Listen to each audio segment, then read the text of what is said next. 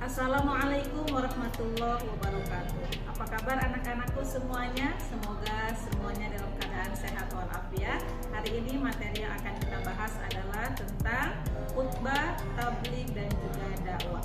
Yang pertama adalah khutbah. Khutbah berasal dari bahasa Arab, bentukan dari kata mukhatabah yang berarti pembicaraan, atau berasal dari kata al-khotobu yang berarti perkata besar yang diperbincangkan. Pengertian khutbah adalah menyampaikan pesan dengan takwa sesuai perintah Allah dengan syarat dan rukun tertentu.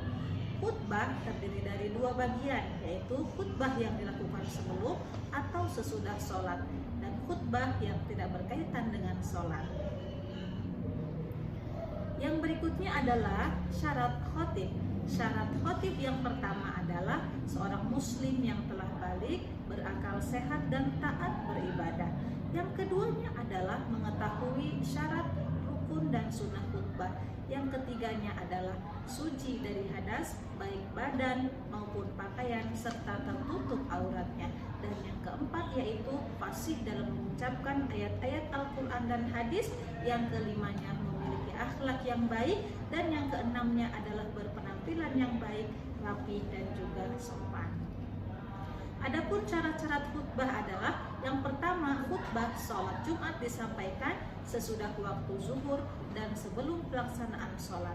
Sementara untuk khutbah pada sholat id'ain, sholat khusuf dan sholat khusuf serta sholat istisqa dilakukan setelah sholat salam. Berdiri jika mampu, kemudian duduk sebentar antara dua khutbah. Suara khotib harus jelas dan dapat didengar oleh jamaah agar dapat didengar nasihat dan wasiatnya. Tertib, yakni berturut-turut antara khutbah pertama dan juga khutbah kedua. Berikutnya adalah rukun khutbah. Yang pertama yaitu membaca hamdalah pada kedua khutbah. Yang keduanya adalah membaca syahadatain. Dan yang ketiganya adalah membaca sholawat kepada Nabi Muhammad SAW. Yang keempatnya yaitu berwasiat kepada jamaah yang berisi ajakan untuk meningkatkan iman, takwa, ibadah, serta nasihat agar beramal sholih yang bermanfaat bagi kehidupannya. Yang berikutnya yaitu membaca ayat suci Al-Quran, kemudian berdoa pada khutbah kedua untuk memohon ampunan, kesejahteraan dan keselamatan bagi kaum muslimin dan muslimah baik di dunia maupun di akhirat. Adapun sunnah khutbah, yang pertama adalah khutbah disampaikan di tempat yang lebih tinggi atau di atas mimbar. Yang keduanya, khutbah disampaikan dengan kalimat yang jelas, sistematis dan tempatnya sesuai dengan situasi dan kondisi yang terjadi. Kemudian yang berikutnya adalah dalam menyampaikan khutbahnya, khatib hendaklah memperhendak khutbah jangan terlalu panjang, dan khatib disunahkan membaca Al-Ikhlas ketika duduk di antara dua khutbah, dan khatib hendaklah menertibkan rukun-rukun khutbah. Adapun sholat Jumat, ada adab yang harus dilakukan. Apa saja? Yang pertama, hendaklah berangkat ke masjid lebih awal. Yang keduanya, hindari datang ketika khatib sudah menyampaikan khutbah.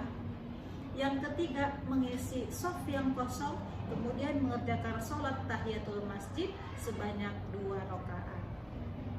Nah, adapun sholat id'ain atau sholat Idul Adha dan Idul Fitri, yang pertama adalah adabnya waktu sholat id'ain dimulai dari matahari setinggi tombak sampai waktu zawal. Yang keduanya adalah jika tidak ada halangan, tempat pelaksanaan sholat lebih utama berada di tanah lapang. Baiklah anak-anakku sekalian, yang berikutnya adalah adab sholat id'ain. Yang pertama yaitu disunahkan mandi sebelum berangkat dan memakai pakaian terbaik. Kemudian yang berikutnya adalah disunahkan untuk makan terlebih dahulu sebelum sholat Idul Fitri dan tidak makan dulu sebelum sholat Idul Adha. Dan yang keempatnya yaitu memperbanyak bacaan takbir saat menuju tempat sholat. Yang pertama, di sini terdapat praktik khutbah pertama, yaitu khatib berdiri di mimbar sambil mengucapkan salam. Yang keduanya, duduk tatkala dikumandangkan azan. Yang ketiga, selesai azan, khatib berdiri dan membaca rangkaian rukun-rukun khutbah. Yang berikutnya keempat, memberi wasiat. dan hendaknya disesuaikan dengan situasi dan kondisi terkini. Dan yang terakhir yaitu penutup khutbah pertama. Adapun praktik khutbah yang kedua, yang pertama adalah selesai khutbah pertama, khatib duduk sebentar, lalu berdiri untuk khutbah kedua. Sebaiknya berdoa mohon ampun untuk kedua orang tua. Yang berikutnya boleh menyampaikan kesimpulan khutbah pertama setelah membaca hamdalah, 2 kalimat syahadat dan salat Nabi Muhammad SAW. Setelah itu diakhiri dengan membaca doa dan kalimat penutup khutbah kedua. Nah, yang keduanya yaitu tabligh. Apa sih yang dimaksud dengan pengertian tabligh? Tabligh berasal dari kata balagha yang berarti menyampaikan. Menurut istilah, tabligh adalah suatu pekerjaan yang dilakukan untuk menyampaikan atau menyiarkan agama Islam kepada umum. Adapun tata cara tabligh yang pertama yaitu mengajak orang-orang terdekat atau keluarga sendiri untuk masuk Islam. Yang keduanya yaitu mengajak tetangga-tetangga dekat masuk Islam dengan cara diam-diam. Yang ketiganya mengajak masuk Islam masyarakat luas dengan secara terang-terangan, yakni setelah tersusun kuat dengan dukungan baik dari pihak keluarga maupun dari tokoh-tokoh masyarakat dan tetangga terdekat. Nah, berikut ini adalah praktik tabligh. Yang pertama, mempraktikkan tabligh yang baik dan benar dilakukan dengan melihat praktik yang dicontohkan oleh Rasulullah Shallallahu Alaihi Wasallam dan para ilmuwan ulama. Untuk melakukan peragaan atau praktik bertabligh, maka lakukanlah langkah-langkah berikut. Yang pertama yang harus kita persiapkan adalah tahap persiapan. Yang keduanya tahap pelaksanaan, dan yang ketiga adalah tahap konsolidasi. Nah, yang terakhir yaitu dakwah. Apa yang dimaksud dengan dakwah? Dakwah adalah sasaran dan tujuan dakwah mengubah perilaku manusia dari tidak baik menjadi baik, dari baik menjadi terbaik, menyeru manusia agar perilakunya yang menyimpang dari aturan Allah kembali ke jalan Allah. Adapun syarat dan metode dakwah, yang pertama, juru dakwah harus memenuhi syarat-syarat seperti yang telah dilakukan oleh para rasul, yaitu sebagai berikut. Pertama, perbuatan dan ucapannya harus menjadi contoh atau disebut juga dengan uswatun hasanah. Yang keduanya, memahami objek dakwahnya. Yang ketiga, mempunyai keberanian dalam menyampaikan dakwahnya. Yang keempat, mempunyai ketabahan dan kesabaran dalam menghadapi segala rintangan. Yang kelima, mengenai hasilnya diserahkan sepenuhnya kepada Allah Subhanahu wa Ta'ala. Adapun syarat dan metode dakwah apa saja? Yang pertama yaitu metode dakwah harus dilaksanakan oleh juru dakwah. Berdakwah harus di jalan Allah Subhanahu wa Ta'ala, bukan untuk kepentingan siapapun. Dakwah harus dengan hikmah atau kebijaksanaan, dengan memperhatikan keadaan orang-orang yang didakwahi, mau'izah hasanah, yaitu cara yang indah, santun, menenteramkan dan menyenangkan. Maka berdakwahlah melalui mujadalah. Nah, adapun media dakwahnya apa saja? Rasulullah Shallallahu Alaihi Wasallam mengawali dakwahnya dengan cara sembunyi-sembunyi dari rumah ke rumah, kemudian secara terang-terangan dan disampaikan secara langsung kepada sahabatnya.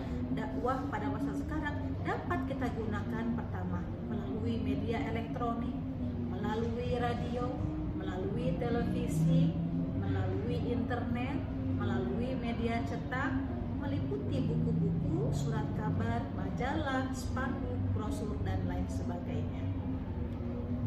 Nah, adapun manajemen dakwah bagaimana? Manajemen yang dilakukan oleh Rasulullah dalam berdakwah dimulai dari diri sendiri melalui tutur kata yang sopan dan santun, damai, menenteramkan, dan sikap perilaku akhlak yang terbaik seperti di dalam Al-Quran surah Al-Qalam ayat 4, serta menghindari cara-cara kekerasan, ketakutan, dan paksaan seperti di dalam surat At-Taubah ayat 128. Yang berikutnya yaitu manajemen dakwah. Saat berdakwah, Rasulullah menerapkan hal-hal sebagai berikut.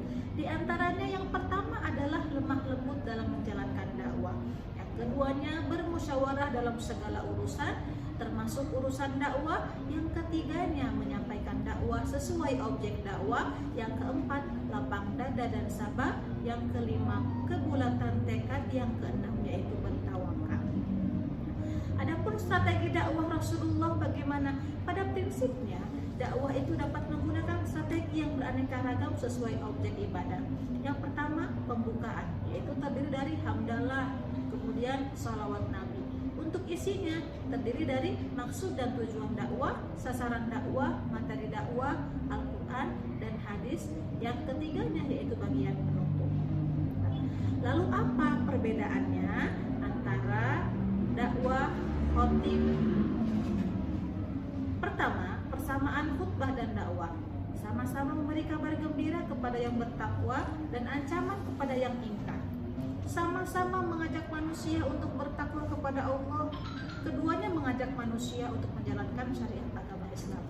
Lalu apa perbedaannya? Yang pertama yaitu khutbah terikat oleh syarat dan rukun, sedangkan dakwah tidak terikat pada aturan yang baku. Khotib yang berkhutbah dan berkaitan dengan sholat harus dalam keadaan suci, hadas dan najis. Dan sementara juru dakwah tidak khutbah Jumat, hanya wajib kaum laki-laki. Yang berikutnya adalah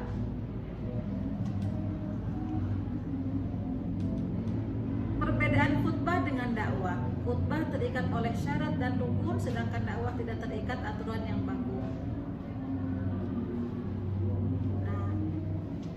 Demikian materi yang dapat disampaikan, semoga memberikan manfaat. Kurang lebihnya mohon maaf. Wabillahi taufiq wal hidayah.